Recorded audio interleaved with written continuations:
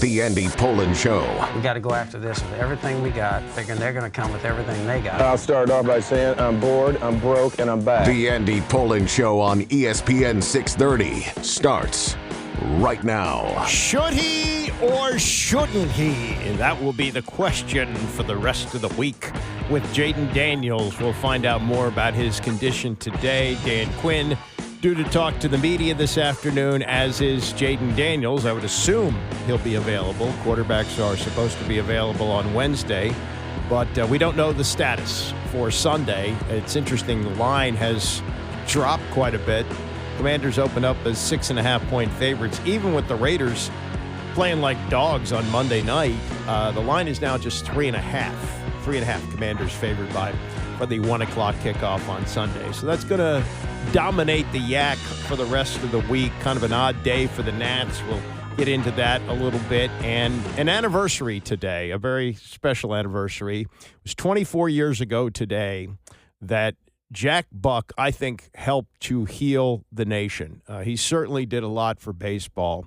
It was almost a week after the 9/11 tragedy, and games were resuming, and they resumed in St. Louis. And Buck, who was then in his late 70s and suffering from Parkinson's, and could not do the work that he had done his whole career, one of the great broadcasters, especially for baseball, his whole career. But even though he was slowed by the Parkinson's, and you saw him struggling with the papers to get the script in front of his eyes, his voice was strong. And I'm going to replay that coming up later this hour. It was really a stirring moment in baseball history, really. And it happened in St. Louis 24 years ago today. All right, this was Monday. Dan Quinn, after a weekend of reports that Jayden Daniels had gotten an MRI, and there was concern about his knee and whether or not he'd be available. This was Quinn updating the situation on Monday. He did have an MRI, and he has already begun his return to play process with us. He is truly day-to-day. What does that mean for Sunday? I can't tell you that now. I'll have more to share on that when we get to Wednesday and practice and what that would look like. But in the return to play, he and any of the guys would have to hit all of the markers for us to get back and do our thing. So we got a good plan of how to return to play for him and for everybody else. And I'll give you more insights just as soon as I have them. So I want to make sure I gave you all that I had, that he's day-to-day as we're sitting today. And I'll share more with you on Wednesday when we get together before practice.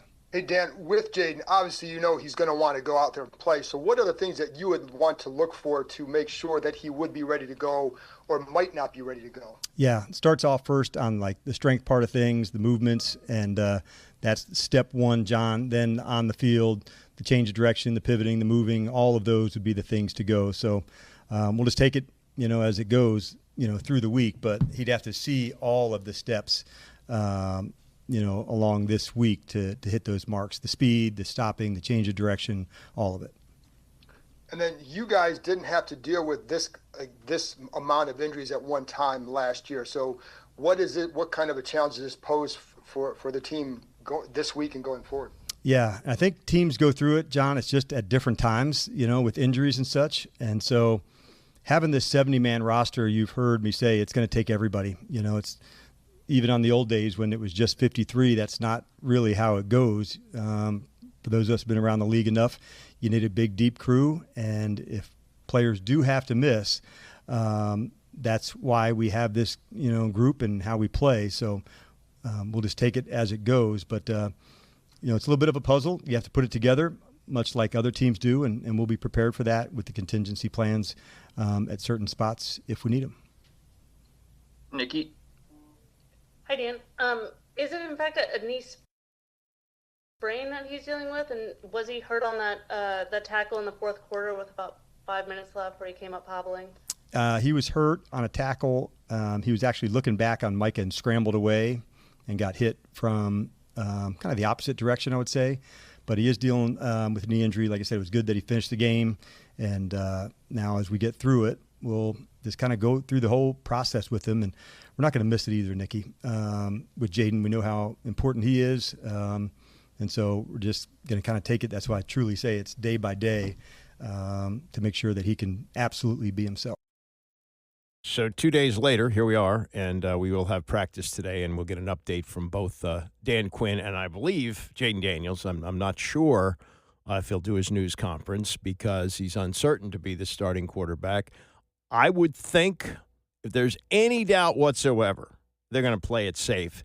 And here's another reason why. This was Mina Kimes yesterday on ESPN with the numbers on Jayden Daniels, which might surprise you for a quarterback who has made every start since he's come into the NFL. He made all 17 regular season starts last year, all 3 playoff starts, and the 2 starts this year. My concern for this, Dan, to your point, is more about Jayden Daniels' career. He has to take less contact. Through the first 2 weeks of the season, he leads all quarterbacks in QB contact, 29, both as a passer, QB hits, and scrambling. And you can say, well, he played 2 difficult defenses. The Packers' defense looks amazing.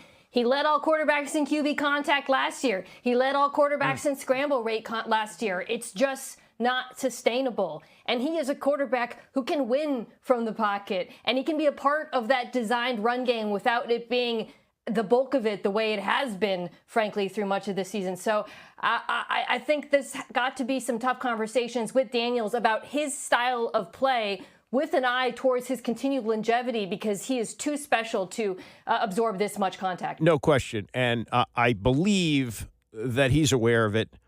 He's studying more and more to find ways to protect himself. I think if you watch the first game of last year against Tampa where he just got clobbered, I thought, oh, my God, this guy's not going to make it to midseason. But over the course of the year, he's learned to protect himself. He's learned to slide. And I think that he will find ways to do that. We were having this conversation about Robert Griffin III in 2012, and Griffin did not spend the amount of time in the tape room that Jayden Daniels does. He didn't study his craft as much as Jayden does. He was great on putting out workout videos sponsored by Gatorade on his rehab, but he was not as invested in the mental part of the game as Jayden is, and I think that he will get that. But got it to protect him from himself, given that, this is why you pay Marcus Mariota what you do. He's probably one of the higher paid backups in the league and has come in and performed like he did last year. Jayden got hurt very early in the Carolina game, and I think he put 40 points up on the board. So I don't think there's big concerns about starting Mariota on Sunday, and I would not be surprised, no matter what the MRI showed or what the results are on the field from practice, that Mariota gets to start. By the way, update: Preston Smith is back. Remember Preston Smith, 2nd-round pick in 2015.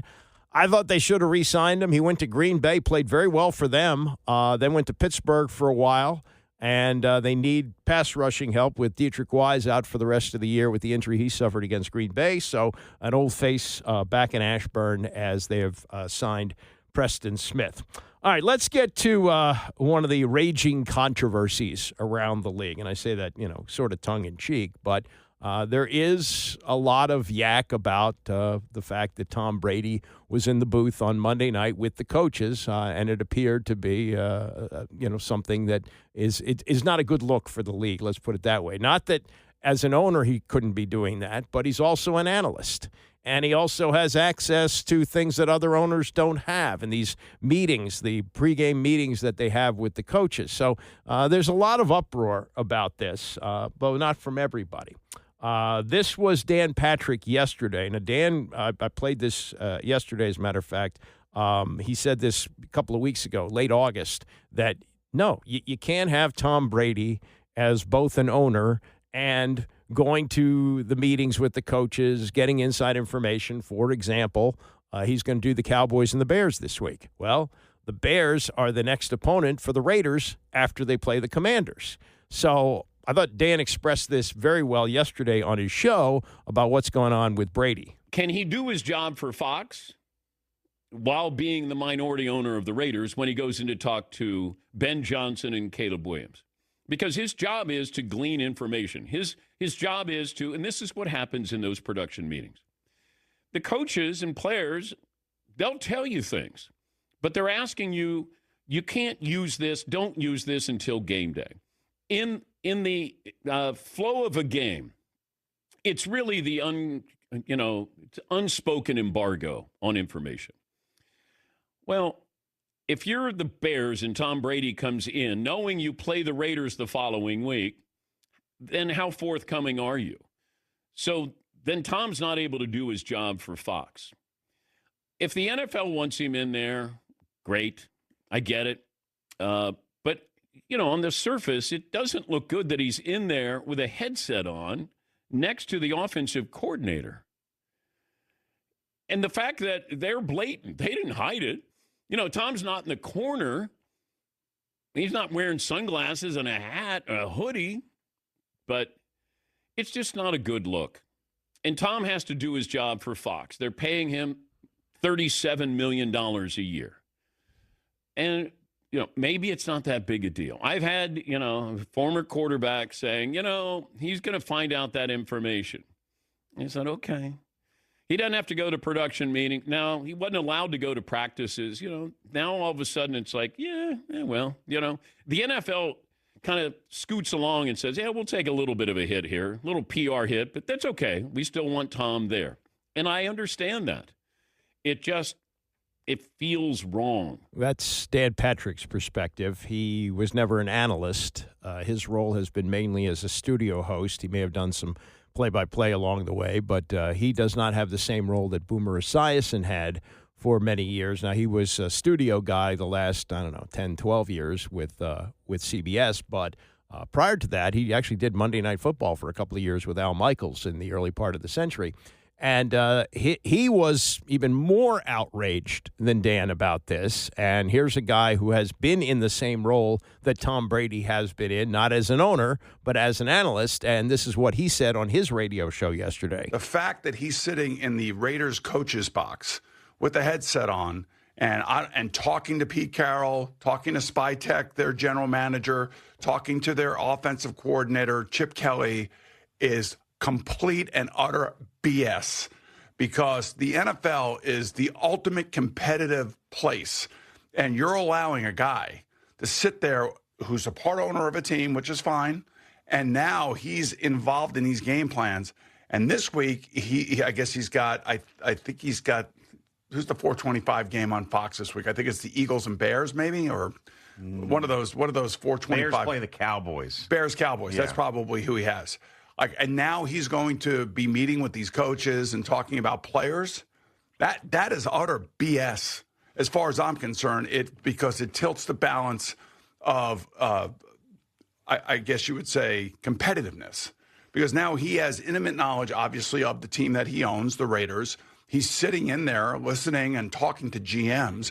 He's also talking to other coaching staffs and other players around the league. And, I'm not going to sit here and tell you that he's not I know he's going to try to be objective, but how can you be objective when you're in this situation? And why are they allowing this? This is a real conflict of interest, especially him sitting in the coach's box. And then when you listen to Pete Carroll, who I love, by the way, and who I have nothing but mad respect for, and then you listen to Spytek, their general manager, and then you listen to Chip Kelly, their offense coordinator. Oh, yeah, we're on the phone all the time. We're talking about this. We're talking about players. We're talking about schemes. I mean, what? And this is the guy that you allow into all these other rooms when he's covering the league for Fox? I'm sorry. As much as respect as I can have for a player, and I have had for a player, in this regard, this is completely goes against what the NFL is all about. Because the NFL, it's the ultimate competition. These guys are going to get fired. Guys get fired. They lose jobs. This guy seems to be insulated for some reason. And I understand why he's insulated. He's good for the league. I get it. But I'm just... Again, the conflict of interest is startling. That's Boomer Esiason yesterday on his morning radio show on WFAN. Again, a former quarterback, an analyst for TV games, same role as Tom Brady. So he knows about the access that he has. And again, you're getting information that is not necessarily public. You kind of can use it in a way that you don't necessarily attribute it to the coach or the player that told you that, but it's access that the other owners don't have. Now, the league has looked at this, And the league saw Tom Brady in the booth. You know, like you said, he wasn't trying to hide it. He wasn't wearing a hoodie or sunglasses. He was sitting right there with his suit on and a headset on and sitting next to the coaches and clearly involved in calling the game. I don't know if he was calling plays, but he was involved. The league looked at this, and they said that Brady did not violate any rules. They said in a statement that Brady is prohibited from going to a team facility for practices or production meetings, which is true. Even though he's allowed to be in the production meetings, he has to do it by Zoom. And that's probably better for him because he doesn't want to show up in town any earlier than he has to. I wouldn't be surprised if for some of these 4 o'clock games, he doesn't fly in Sunday morning. So he doesn't do what the other analysts do. He's not even there. He's on his computer, and he's on a Zoom for that. And he's not allowed to go to practices. Now, the other analysts are. But they say he's allowed to sit in the coach's booth. He said there are no policies that prohibit an owner from sitting in the coach's booth or wearing a headset during the game, said NFL spokesman Brian McCarthy. Brady was sitting in the booth and in his capacity as a limited owner. All personnel sitting in the booth must abide by policies that prohibit the use of electronic devices other than league-issued equipment, such as a Microsoft Surface tablet or sideline viewing system. I guess he can't bring his phone in there. Pete Carroll talked about this yesterday, the Raiders coach, and he said that Brady is not planning games with us, even though we heard that Chip Kelly is talking to him 2 or 3 times a week. He said, quote, he's not talking to us about anything other than our conversations that we have that are really random. They're not set up. They're not structured in any way. He knows he's been very respectful of what he does. Otherwise, he's of the opinion that he doesn't want to be that kind of factor, so he's not.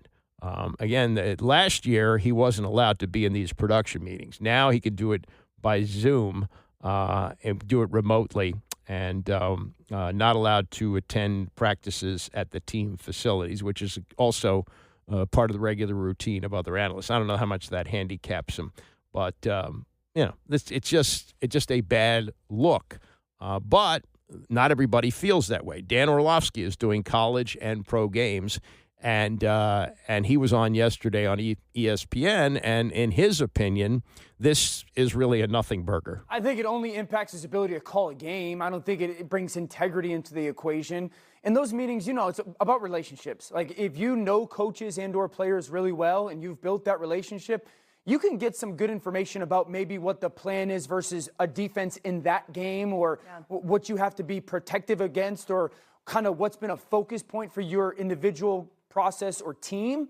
But you're not really getting, now, if you don't have a great relationship with those guys, sometimes they might be a little bit tighter, and I think that's a very natural thing. So I don't think that Tom's gathering this, season-changing information that he's going to be able to acquire to bring back to the Raiders that's going to help them win a game 3 or 4 weeks down the road. Do I think it could potentially impact his ability to call a game? Sure. He's also the greatest quarterback of all time. Yeah, and he's also such a celebrity that you could look at it this way.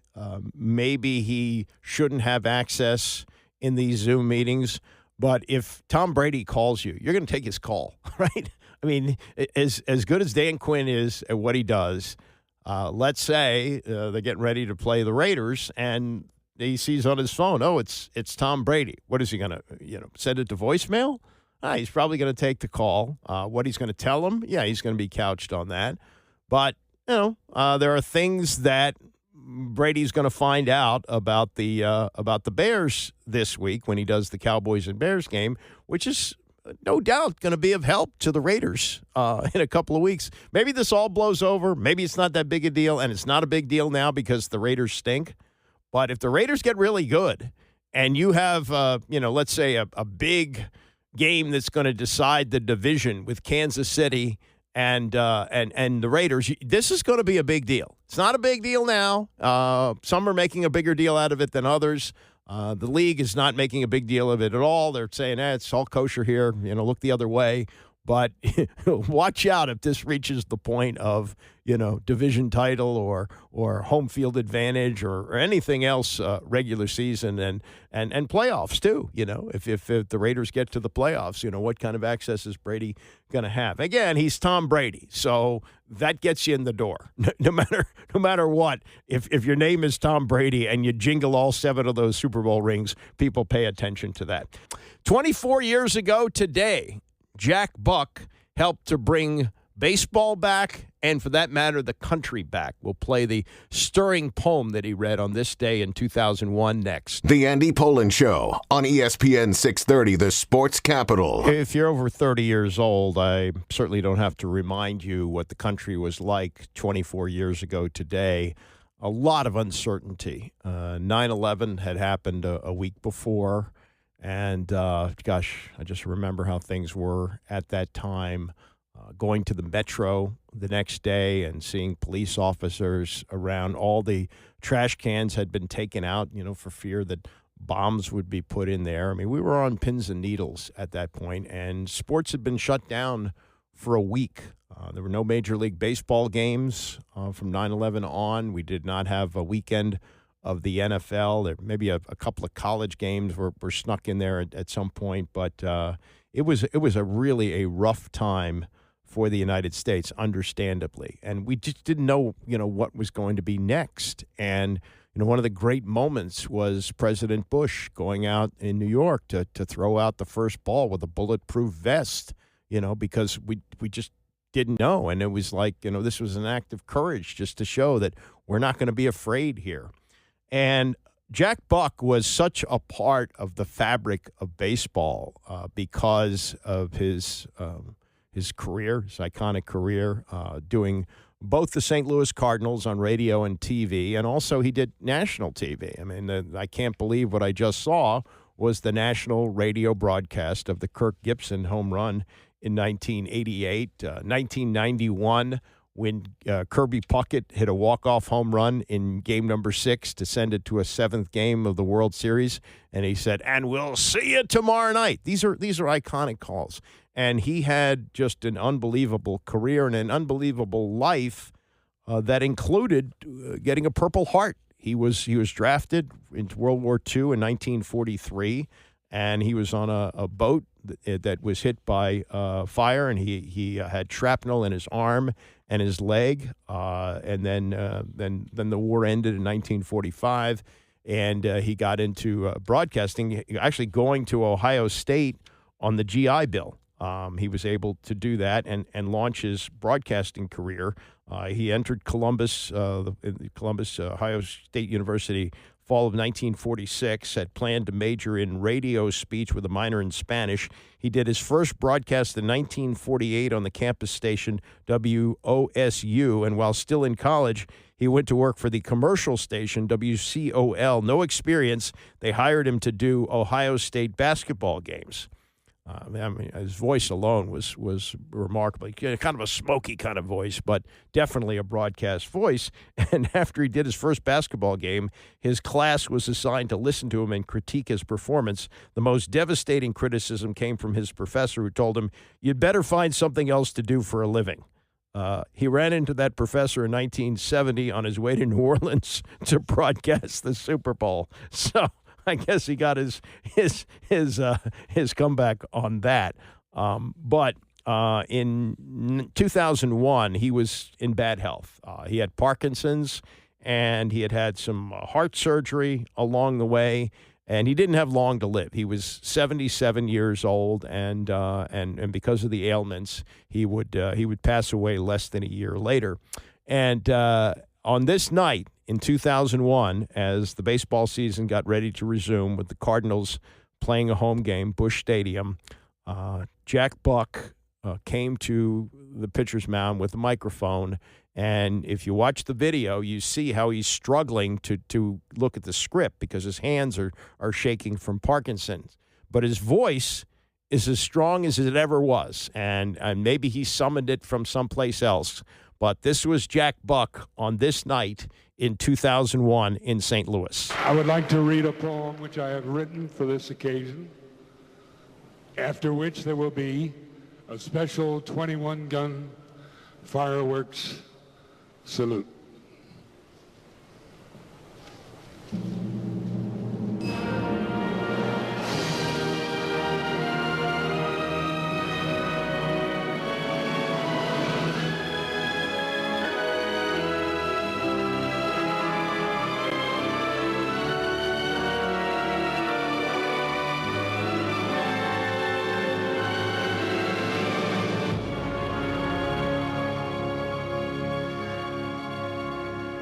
Since this nation was founded under God, more than 200 years ago, we have been the bastion of freedom, the light that keeps the free world aglow.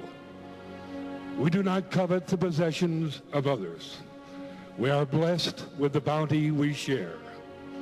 We have rushed to help other nations, anything, anytime, anywhere.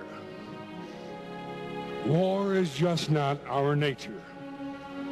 We won't start, but we will end the fight. If we are involved, we shall be resolved to protect what we know is right.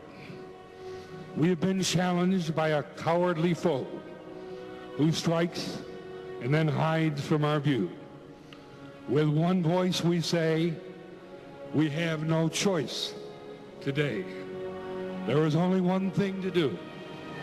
Everyone is saying the same thing and praying that we end these senseless moments we are living. As our fathers did before, we shall win this unwanted war, and our children will enjoy the future we'll be giving.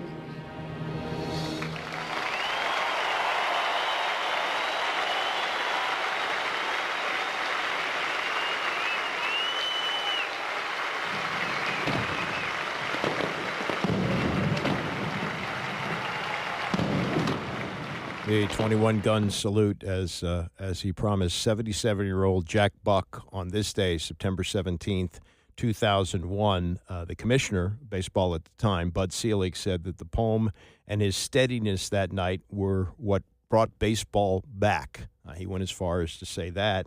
And ESPN rated the moment number 98 on the list of the 100 most memorable moments in sports over the last 25 years. It had that kind of impact. Shortly after the season, after the 2001 season, which would have ended a little bit less than a month later with a loss to the Diamondbacks in Game 5 of the National League Division Series, Jack Buck entered the Barnes Jewish Hospital in St. Louis for lung cancer surgery. He left the hospital for a period but re-entered it during the winter for treatment of various conditions and remained there until his death, June 18th of 2002. And it was really, an historic night as well on the night that he died, because the Cardinals had moved into first place with a win by Darryl Kyle, and Darryl Kyle was later killed, and so had a drug overdose, as a matter of fact, sometime later. But you think of that night, and you think of where we were as a country, and I don't think it would have occurred to most of us that it would be Jack Buck who would have such an impact in helping us to not recover, but help to be, brought back. We kind of tiptoed back in. And then, I think baseball was helped as well that we had a classic World Series, the 7-game series between the Arizona Diamondbacks and the New York Yankees.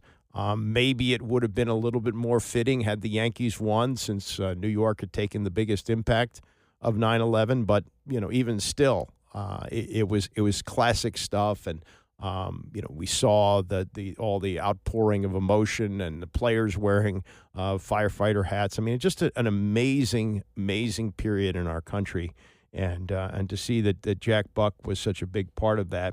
In 2009, Joe Buck, his son, was recording a public service announcement about Parkinson's disease with actor Michael J. Fox, who has been dealing with that for decades now, even then in 2009. And Fox turned to Joe Buck and said, I miss your dad's voice.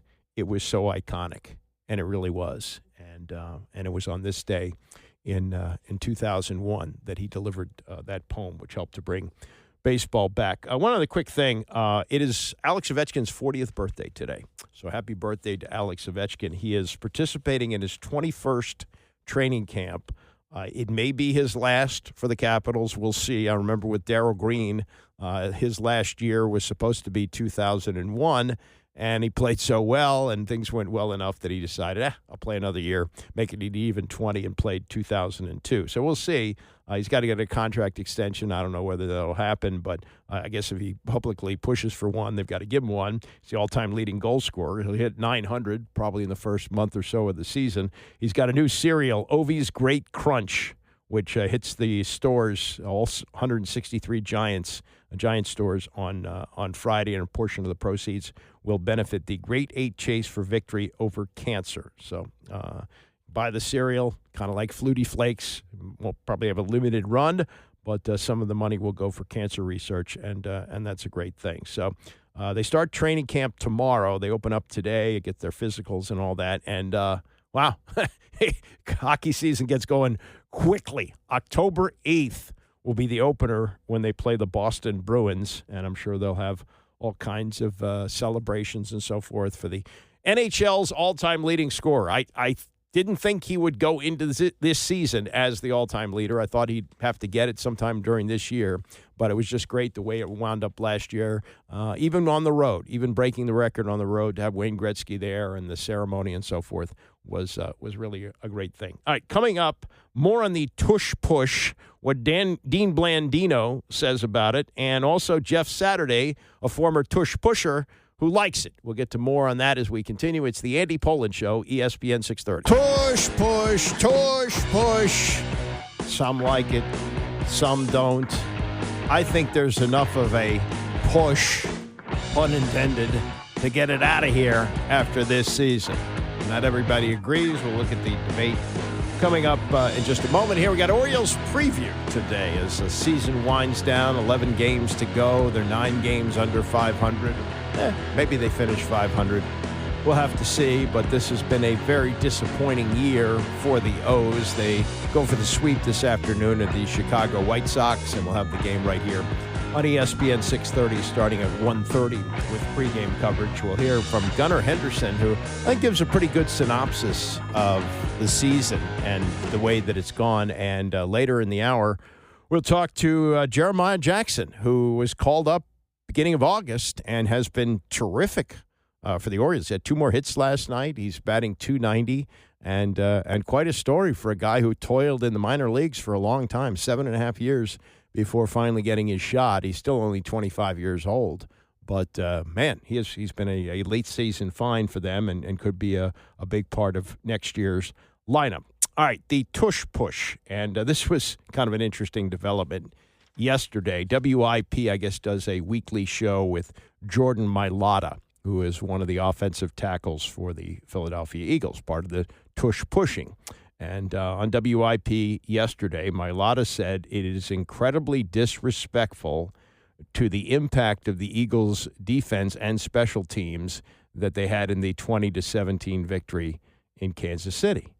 He said, I understand the outrage over the Tush push. What I don't understand is them using it as an excuse as to why we won the game. I think it's incredibly disrespectful to our defense and our special teams who balled out, and my brothers on defense and special teams who balled out in that game, who had our backs when we weren't moving the ball or we weren't doing anything. So he's angry about that because we give so much to this game and yada, yada, yada, and they say that we won the game off this, but how our defense played, how our special teams played, putting in those positions, I think it's all bull crap. And then he used the phrase that you wouldn't expect from an offensive tackle who's from the United States and grew up in the United States. He said, I think it's rubbish, absolute rubbish, man. It makes my blood boil just thinking about it. Now, that's something you'd think would come from a Premier Soccer League player. Rubbish, absolute rubbish. Makes my blood boil just thinking about it. The Eagles ran the Tush push 6 times on Sunday. They got 4 first downs, and they scored a touchdown. I was watching this game, And Tom Brady was very good. They had the overhead camera, and this is what the referees can't see. The overhead camera shows you that the two guards are firing off early. Yeah, false start. And it's not being called. And I don't know any way that it can be called unless they can use those overhead cameras to review every one of them. But it's pretty clear they're jumping off the ball earlier than they should. And Dean Blandino, who is the Fox rules guy, he's the former head of officials in the NFL, and he just kind of threw up his hands at one point, and he said, "I'm through with it," because you can't call it. It's impossible to call. So follow up yesterday, Dean Blandino on the Dan Patrick Show with why he said what he said. The Eagles, look, the play, they run it better than anyone else, and they work at it, and it's impressive what they do. But just in that game, we had a couple, two goal-to-goal plays, third down, looks like Hurts is in, they rule him short. It's really tough to review, can't see the football, all these bodies. Next play, 4th and goal, they rule touchdown. You've got both guards moving early, should have been a false start. Then later in the game, another big first down conversion, and you've got the guard moving early. So it just got to the point for me where I've never been on record. I don't love the play. It was illegal to push runners forever, since the inception of the league until 2005. We took it out, and in hindsight, I think that was a mistake. And now we're stuck with this play that is a really difficult play to officiate. It just is. And personally, I just don't think it's a great play to watch. You can officiate this by calling the guards, offsides. 100%. Why don't we start with that? No question. Look, those should have been called. That's not that I'm not condoning and making an excuse for that. That should have been called. But I think once you take that out of the mix, it's just with all those bodies and trying to get the spot, and we're trying to be perfect on these spots, and now we have virtual measurements. It's just a tough play. My thing is it's not, when you think about the rules, it's just not a fair play. The defense can't push the runner back and gain an advantage. There's always forward progress, but we let the offense do it. And look, I was watching the highlights of the Cowboys-Giants game in the fourth quarter. That's everything the NFL is. You've got Russ Wilson is to Malik Neighbors and Dak leading. And then in the history of the Tush push, not once have I ever seen it on SportsCenter's top 10 plays. I just haven't. It's just. I don't know how these officials spot the ball in that scrum. I really don't. Now, you have the overhead shot, but the officials, they can't rely on that overhead camera shot, can they, to spot the ball? After the fact in review, yes, but you've got two officials that are down the line looking at it, and they're gonna come in as the play, as the pile kind of starts and try to get a look at the football. And quite frankly, look at the goal line mechanically, and this has been the deal forever. If they don't see the football, they're not going to rule on it. They're going to go in, dig in the pile, and if the ball is over the goal line at that point, that's a touchdown. And so that ball may have been short, but eventually it worked its way after the runner was on the ground over the goal line. So again, it's a tough play. That's been, look, short yardage plays are tough, sneaks, those types of things. But I think this play just kind of adds another layer to it. But Dean, I am shocked that the officials didn't convey this to the owners to say, we're having a hard time officiating this. This is no bias against anybody. We're trying to do our job, and we can't do our job given the context of this play. I don't know if that's enough of an out for the NFL and these owners this next go-around. Hey, it's not a pretty play. We know that. If I can't spot the ball and do my job, then that factors in something else. They keep trying to say health. There's no data yet of injuries there. You can't say, hey, somebody's going to get hurt, which they probably will. But you got to say, hey, guys, aesthetically, it's not pleasing, and we can't do our job. Is that enough to have them get rid of this play? It should be. When you think about, like I said, it's not, when you think offense, defense balance, it's not a fair play. When you do have the difficulty in officiating, and that's when you look at rules changes, you look at player safety, you look at competitive equity, and you look at officiating consistency. And if you can't consistently officiate this, it's a problem. I think everybody, look, they were 2 votes short of getting it out. I think each club had its own reasons. I do believe because the Eagles won the Super Bowl, there were some teams that didn't want to come across as we can't stop this play. We're going to take the easy route and we're going to vote it out. I think if they don't win the Super Bowl and we still have issues with this play, there's probably a better chance that it goes away. Wow, that's an interesting take on that. I hadn't thought of it that way. The Eagles, they are. You can't stop it. It's 96.6% of the time that they convert on 4th and 1 since 2022. Last 4 seasons, right? 2022, 3, 4. This is season 4 of it. You can't stop it. But yeah, I guess it was seen as sour grapes. Oh, yeah, the Eagles won the Super Bowl, so we're going to find a way to legislate it out. Get rid of it anyway. It's not a football play. It doesn't look like football, and it used to be illegal. And the reason that they stopped calling it was because they couldn't call it. Well, if you can't call it, just make it illegal. Just you can't aid the runner. That's it. And they are aiding the runner. That's pretty clear. And now they've perfected it to the point where they're able to get the 2 guards fired off before the ball is snapped. Jeff Saturday, longtime center in the NFL, Peyton Manning center with the Indianapolis Colts. He is an analyst now with ESPN, had a brief run as an interim coach with the Colts a couple of years ago, and probably is going to be in TV the rest of his career. He's not going back to coaching. But he seems to be a regular on PTI with Tony and Mike, was yesterday, and they started with the tush push and the fact that it looks like the Eagles are getting an unfair advantage by having their 2 guards fire off before the ball is snapped. Here's his explanation. What should teams, or what should the league maybe do about this? Well, I mean, you got to call it. If somebody's ahead of the snap count, they got to call it. But let me put this in perspective. It is not abnormal for offensive linemen to anticipate the snap count that their quarterback is given. So let's just say, you get a hut for your cadence. At the end of the first hut, I'm going to start snapping the ball before that second hut comes so that everybody is moving at the same time. We want to use that as an advantage. We want to use that as a weapon for an offensive lineman. So we aren't waiting for that last T to hit before I snap the ball. When I'm letting that thing rip and let's go. So I think they're trying to anticipate the snap count. So the guards were getting a little bit ahead. They will officiate it down. I am a fan of the tush push. I have put this on record a number of times. There's 31 other teams that could be doing it and are not for a reason. The Eagles are very effective at it. They're not going to stop until somebody stops it. They will officiate it better than they did this past week. But I love the play and the execution. All right, Jeff, the Lions offensive line lost Frank Ragnow to retirement, yet their line seems to be, still pretty good. They look good in week 2 against the Bears. Meanwhile, the Bears cannot get this offensive line together no matter how many changes they make. How can one outfit be so good at this and another, same division, be so awful year after year?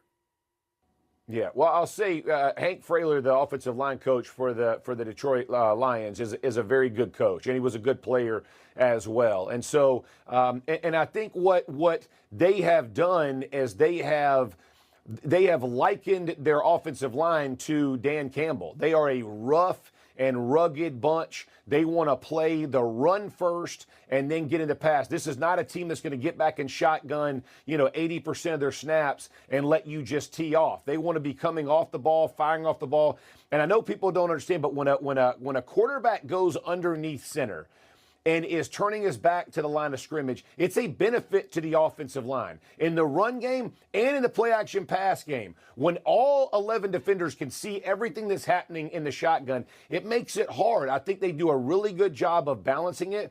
For so far, the Bears in what they've had pre-Ben Johnson have not been able to figure that part out. I think Ben Johnson will get there. Like I said before, you got to be patient with this thing. But he understands that being under center, understanding how to formulate that between quarterback and center, and then how that will help and translate to the offensive line will be very beneficial for the Bears.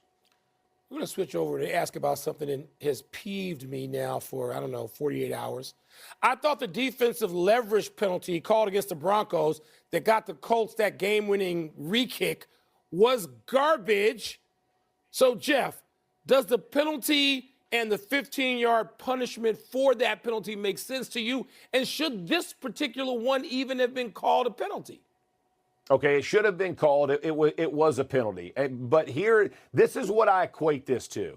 This is like the defensive end who's rushing the passer, reaches out and just barely grazes the mask, right, or pushes the mask of the quarterback, and it's roughing the passer, or it's the guy who hits the quarterback and tries to fall, and they're like, oh, no, his body splashed on him. It is garbage, right? But it's the rule. And so the referee called it. It's a right call, but it's frustrating, right? Because you don't want to see games decided by something that ticky-tack. If there was a clear advantage or somebody's getting hurt or it puts somebody at risk, I totally get it. But I'm with you. It's one of those, it can be both, right? It's both and. It's garbage because we don't like it, but it is a foul and it should have been called, and they did call it. And effectively, the Colts win the game because they get another shot at kicking the field goal.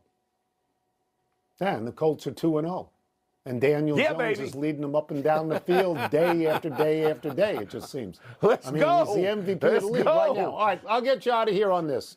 And we ask you this because of the position you played for all those years. The Bengals' offensive line is apparently taking heat for Joe Burrow's turf toe. That's your position. It's crazy. Does this make sense to you? Okay, so because people, they equate quarterbacks getting hit to offensive line, and I totally understand that. But I just made this point, and I'm going to make it again. The way the Bengals operate their offense is Joe Burrow is in gun a large majority of the time. Everybody in the building knows they're going to pass it. They're not very effective running the football. Defensive players are going to have their ears pinned back, and Joe Burrow wants to hold the ball, right? He wants to extend plays. He wants to make big plays. He wants to manipulate the pocket, get the ball downfield, all of those things.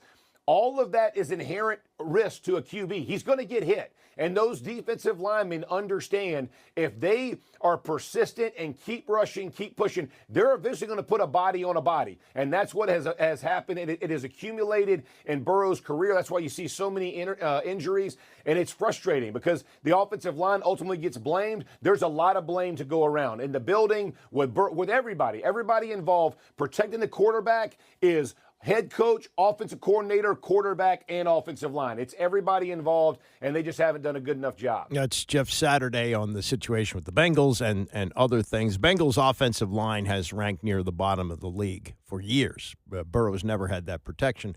On the other hand, Saturday makes a good point. They don't have a running game, so they're throwing all the time, and he likes to wait, as most quarterbacks do, to get the open receiver. The thing maybe he needs to work on is a quicker release. Peyton Manning couldn't get out of his way running, but he knew his internal clock knew he had to get rid of the football quickly. He did that. Dan Marino was great at that. The great ones do that, and maybe he develops that more. But, yeah, it's a shame. We're not going to have Joe Burrow for the bulk of the season. It's at least a 3-month injury as he's now headed for surgery. And we'll see if Jake Browning can carry them, or they blink and maybe they make a trade for Kirk Cousins. But what was supposed to be a very promising season for the Bengals looks pretty bleak now. And if they can manage to hang on and be in playoff position, and Burrow can make it back by, let's say, Christmas, then it gets interesting. But here we are going into week 3, and it's going to be backups all over the league, including possibly here. We'll know more about that today with Marcus Mariota possibly starting against the Raiders on Sunday. And then Carson Wentz, who just signed with the Vikings a couple of weeks ago. I mean, he didn't even go to training camp with them out of football. He is in line to start, and this would be a record, his 6th different team over 6 consecutive seasons. Even with a guy like Josh Johnson, who's bounced around, it's just like his 14th team and a second time around with Washington, and he could be the backup on Sunday if in fact Jayden Daniels can't go. He hasn't started for 6 teams in 6 consecutive years. That's going to be the case on Sunday, and it's ironic because it's the Vikings playing the Cincinnati Bengals, and that'll be Carson Wentz, doing. And he was once a franchise guy, 2nd pick of the draft by the Eagles. They gave him the long-term contract. He was supposed to be the guy, and injuries and other things have made him this person. And they talk about protecting the quarterbacks. The league has had 19 roughing the passer penalties through 2 weeks. Injuries are still happening. They can't avoid that, and they don't play these quarterbacks in the preseason. Burrow did play in the preseason, comes out healthy. Game number 2, out for the bulk of the year with a toe injury. There's a new movie coming out this weekend. It's called The Senior, and it's about a football player who missed his senior year at Sul Ross University. This is in Texas because he got into a fight, got kicked off the team, and went to a team reunion some years later, and they said, hey, you got a year of eligibility. And it was kind of a joke, but then he started thinking about it, and yeah, why not? So at the age of 59, his name was Mike Flint, At the age of 59, he came back to play college football. The movie stars Michael Chiklis. You may have seen him recently as Red Auerbach in Winning Time on HBO, a longtime actor. And he was on the morning show here on Sportsmanlike yesterday to talk about the movie and his role, the starring role as Mike Flint in The Senior, which opens in theaters Friday. Anybody who ever played organized sports, man or woman, I don't care. If you've played on a team, we all think about the glory days, about the moments that you missed, the play that you effed up, the whatever, And the idea, this is a true story. I played the oldest college football player in the history of college football. Mike Flint played for Odessa Permian, the team that Friday Night Lights is based on. He was the captain of that team. And then he went to a big feeder, which is Sul Ross University, big-time Division II West Texas football team. His senior year in college, he was the captain of the team. They were supposed to go undefeated. Freshman was outside of the dorms after hours. He told the kid to get in. The kid told him, go, jump off a bridge. They threw down. He beat the kid up. Next day, he gets thrown out of college and off the team. 35 years later, he gets an invitation to a reunion, and he thinks it's an error. He thinks it's a mistake, and he says to his wife, this is a mistake. And his wife says, no, they were looking for you. The guys on the team want to see you. And I want you to go. I want you to get this monkey off your back because it's the biggest guilt you have in your life. And he went down there to apologize, to make amends for what he felt was the biggest mistake of his life, because they ended up being a 500 team that season. And he just felt tremendous guilt all these years. He held it inside, that he messed up, right? And he went down there and they looked at him, and he was a strength trainer. 59 years old, and they looked at him, and it was like no time had passed. They hug him out, and they say, hey, man, you look like you could still run with him. And he's like, yeah, I probably could. And they went, well, you're eligible. And he was like, what? And they were just joking around with him. Well, when he heard he was eligible, he got it in his head, hey, maybe I can make up for this. Maybe I can try out for this team. And if I make it, I could be a mentor to these kids that I don't even know yet. It was just about redeeming himself. And that's a spoiler, I guess, for the first 10 pages of the script. But that's the way it starts. That's just the beginning of it.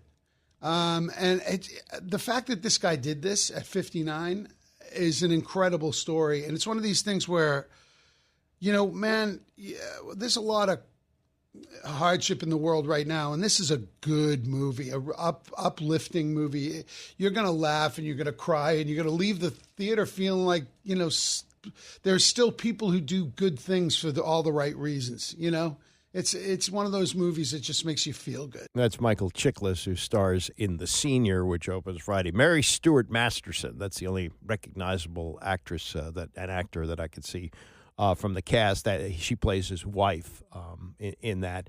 And as far as it being relatable, some athletes, you have to be good enough to have that regret that you didn't quite accomplish it. I wasn't really good enough to have that, like the at bat that might have driven in the game winning run and I didn't do it, or the block that I didn't make on the team. We were, a bad football team, and I don't have any, but a lot of people have that, so they can relate to that. And Chiklis actually has his as an athlete. Our big rivals, junior year, Chelmsford. We're up. I'm the starting fullback and weak side linebacker. We're on the 1 yard line just before the end of the half. I'm a short yardage back. I get the call. I literally try to dive through the gap, and this Greek kid named Kalamantzakis, I even remember his name, hit me under the armpit and made my shoulder touch the top of my head. Ooh. He dislocated my shoulder so badly that they had to come out, cut my shirt off, thump it, the trainer thumped my shoulder back into place, and they had to take me to the hospital. And I find out after leaving the hospital that we lost that game 21-14. Oh. Kills you to this day. You still, right? You still go like, oh God, why? And I never tried to jump. Why didn't I just put my head down and blast through that? But I had a gap and I tried to jump. 40 years later, 45 years later, whatever it is. Yeah, I guess people have that. There was another movie, more of a comedy. This is based on a true story. The Senior, I forget the name of the movie, but it was Robin Williams was in it and Kurt Russell was in it. And Robin Williams, I guess, played this wide receiver who dropped the big touchdown pass in high school and wanted another chance to do it. Everybody dreams about this for a while, I guess. One more shot. Give me one more chance to get out there. And I forget how exactly it ended. It was more like a Disney kind of a movie. This is kind of Disney-ish as well, but it's based on a true story about Mike Flint, who was a college linebacker, Division II, kicked off the team his senior year at the age of 59, still in shape, strength coach, has a year of eligibility, asks the coach if he can play. The coach says yes, and he plays linebacker with kids young enough to be his kids easily and maybe even almost young enough to be his grandchildren. And at 59, I think that's the record, the oldest player ever to step on a football field in college or the pros for that matter, right? There's never been a pro that played at 59. Michael Chiklis plays the lead in The Senior, which comes out on Friday. Coming up, we'll get to Orioles preview. Jeremiah Jackson, quite a story for the Orioles this year. Came up August 1st, first game at Wrigley Field, and he has played extremely well for the Orioles, hitting .290, drove in a couple of runs last night, and they won the game, and he's probably on his way to sticking in the major leagues. He's wearing number 82, which is what I want to ask him about. Is that a number that he wants to stick with, or now that it looks like he's going to stick, is he going to have a number that's more befitting a major league player? We'll get to that and more as we continue. It's the Andy Pollin Show, ESPN 630.